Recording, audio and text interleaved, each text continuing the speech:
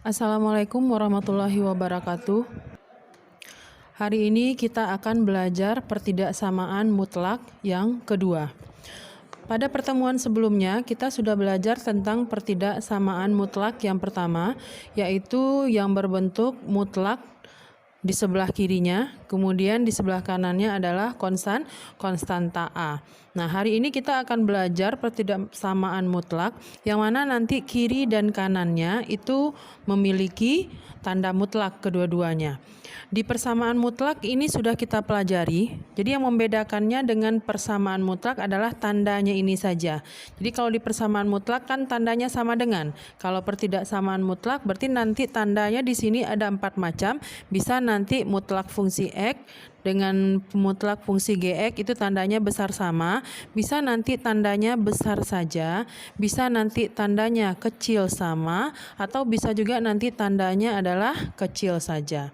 Nah, apapun tandanya nanti, cara mengerjakan pertidaksamaan mutlak yang kedua ini, yang mana ruas kiri dan ruas kanannya sama-sama punya tanda mutlak, itu cara menyelesaikannya hampir sama dengan persamaan mutlak yang memiliki mutlak di kiri dan kanannya.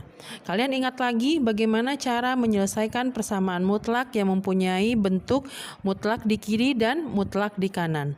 Ya, caranya adalah dengan mengkuadratkan masing-masing ruasnya. Jadi nanti fungsi Gx, fungsi X dan fungsi Gx akan kita kuadratkan. Untuk lebih jelasnya kita lihat contoh soal yang pertama. Di sini tersedia kiri dan kanan dua buah fungsi yang sama-sama mempunyai tanda mutlak. Jadi cara menyelesaikannya cukup kalian kuadratkan masing-masing fungsi ini. Berarti 2x tambah 3 dikuadratkan besar sama dengan x tambah 2 dikuadratkan. Nah, bagaimana cara menyelesaikannya? Sama seperti persamaan mutlak di materi sebelumnya. Kita bikin yang pertama 2x tambah 3 itu kita tambahkan dengan fungsi yang di sebelah kanan. Kemudian ini kita kurung. Hasilnya kita kalikan dengan fungsi yang sebelah kiri ini, yang kita kurangkan dengan fungsi yang di sebelah kanannya.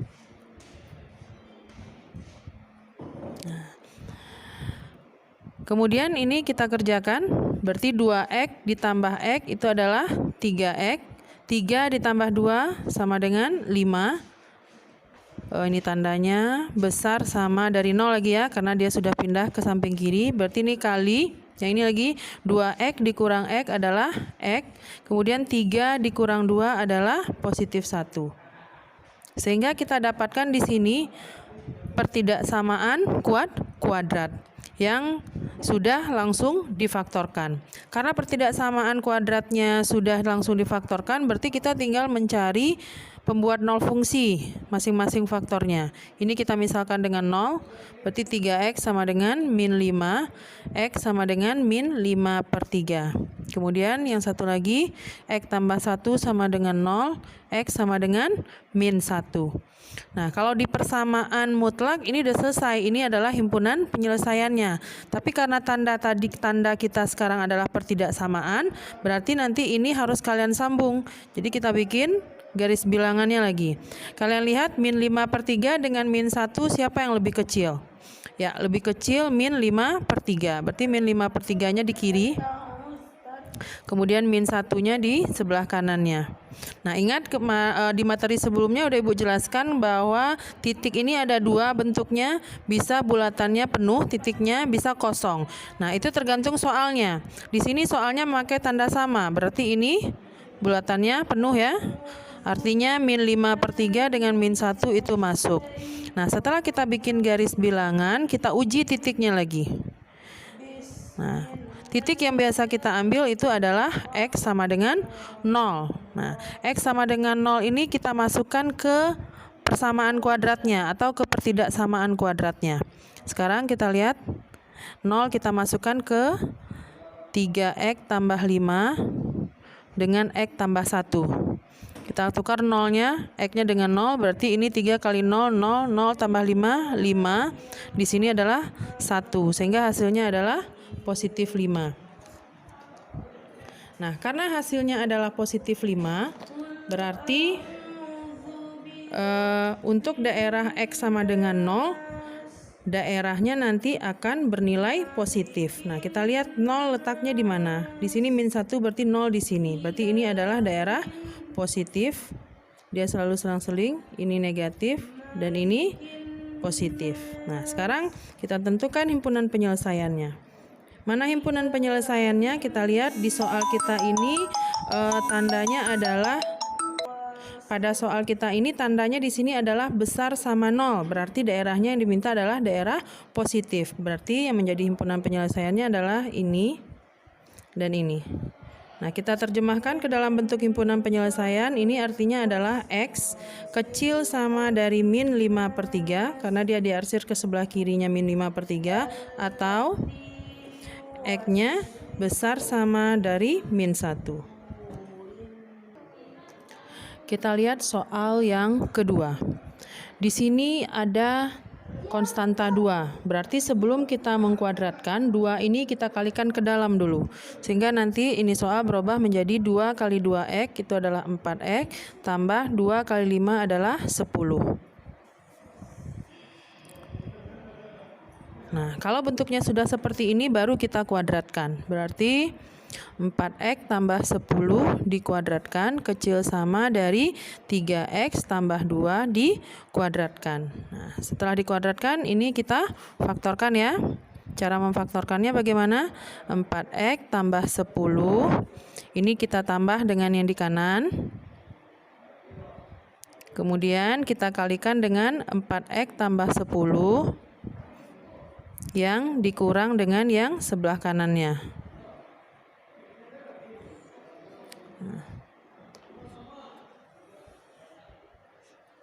4X ditambah 3X itu adalah 7X. 10 ditambah 2 adalah 12. 4X dikurang 3X adalah X. 10 dikurang 2 adalah 8. Nah, ini tandanya kecil sama dari 0. Kemudian kita cari pembuat 0 fungsi dari ini. 7X tambah 12 sama dengan 0.